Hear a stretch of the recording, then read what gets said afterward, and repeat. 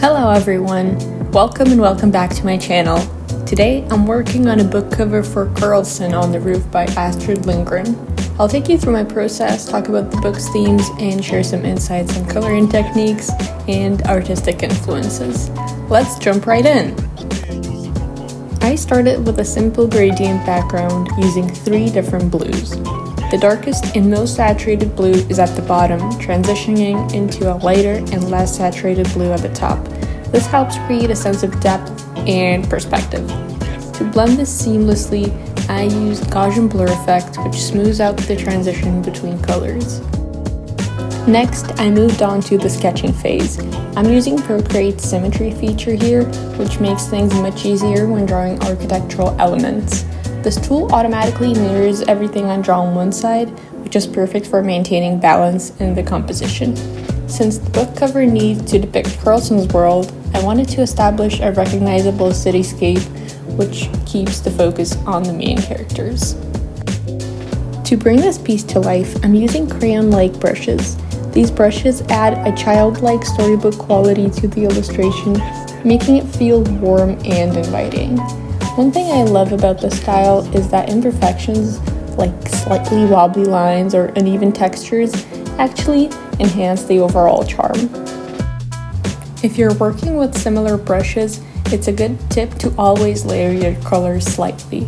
Let the texture build up gradually, just like how traditional crayons or colored pencils work on paper. Also experiment with blending modals and add subtle depth without over-smoothing the strokes.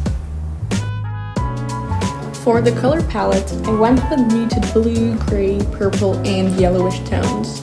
This choice helps me give the buildings a slightly translucent appearance as they descend into the distance. I wanted to create the illusion of an endless cityscape, stretching all the way out into the horizon. The use of cool, desaturated shades makes the buildings feel like they're fading into the atmosphere, reinforcing a dreamy and almost nostalgic quality. The yellowish highlights add warmth and contrast in combination with these darker and more cool tones. This combination of colors subtly emphasizes the sense of depth and continuity, making the city feel expansive yet intimate at the same time.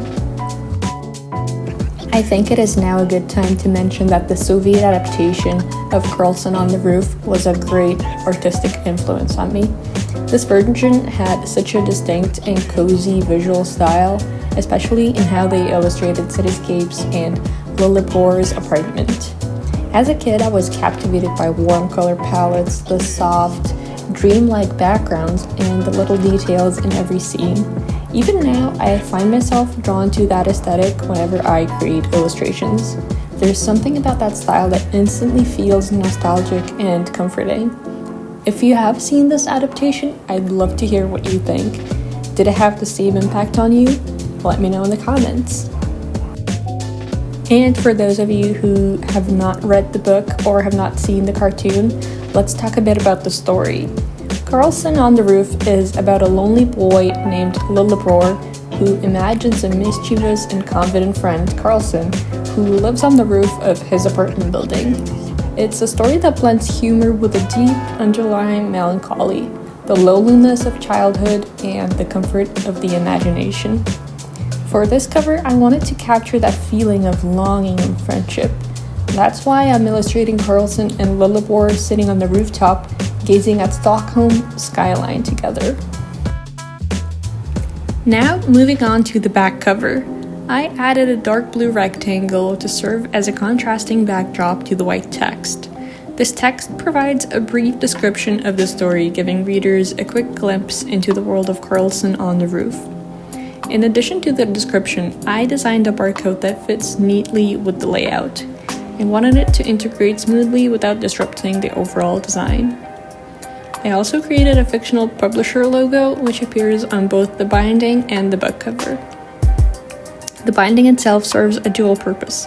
It displays both the author's name and the book's title in a clean, legible font. For the typography, I chose the playful, childlike Barrio font in contrasting off-white and yellow shades. This choice adds to the whimsical and nostalgic feeling of the cover while ensuring the readability. To enhance the contrast even further, I added another dark blue rectangle in the center where the binding is. This makes the text stand out even more and gives the overall design a well-balanced, visually appealing look. One of the most interesting things about Karlsson on the Roof is how different adaptations portray the story. The original book by Astrid Lindgren presents Karlsson as a mischievous and selfish character, full of self-confidence and charm, but also prone to pranks that cause trouble for Lilleborg. In Lindgren's vision, there is a strong balance between humor and the underlying loneliness of the protagonist. Karlsson isn't necessarily a comforting presence. He is more of an unpredictable force that makes Lilleborg's world more exciting. The Soviet animated adaptation takes a very different approach. Karlsson in this version is more playful and friendly, and the entire atmosphere is softened.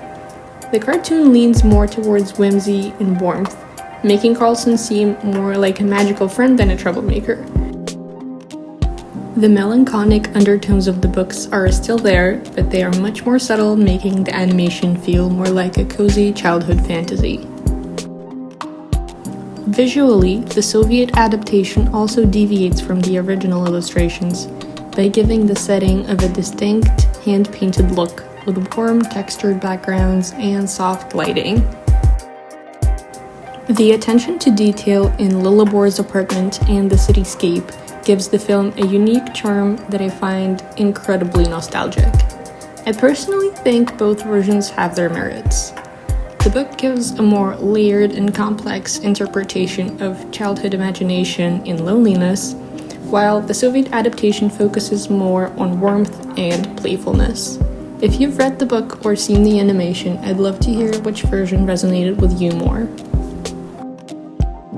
Astrid had a unique and profound approach to writing for children.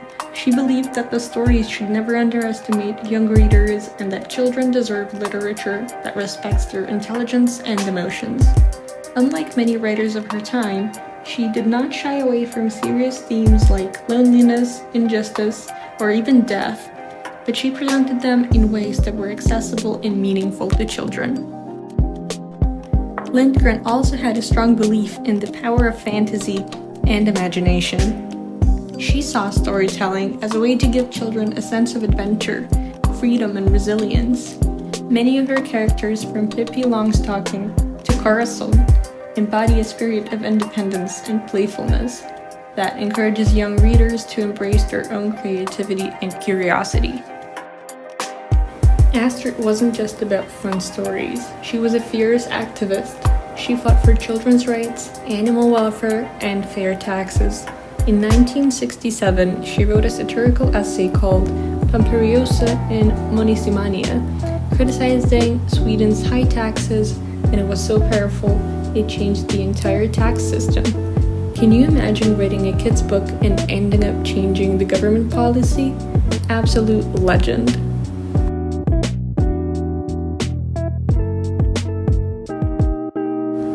By the time Astrid passed away in 2002, she had written over 40 books, translated into more than 100 languages. Her stories shaped childhoods around the world, inspiring everyone from movies to theme parks. And to this day, if you go to Sweden, she is basically a national treasure. They even put her face on the 20 krona bill.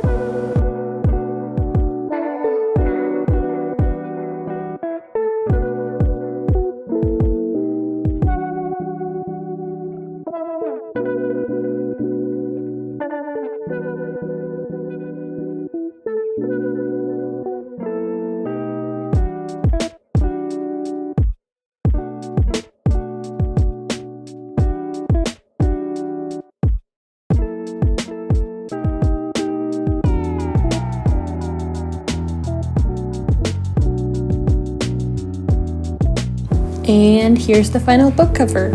I had so much fun working on this piece, and I hope you enjoyed watching the process. If you want to see more details, I've uploaded it to my Behance portfolio, and you can find the link for it in the description. Don't forget to like, comment, and subscribe if you enjoyed the video. Thank you so much for watching, and I'll see you in the next one. Goodbye.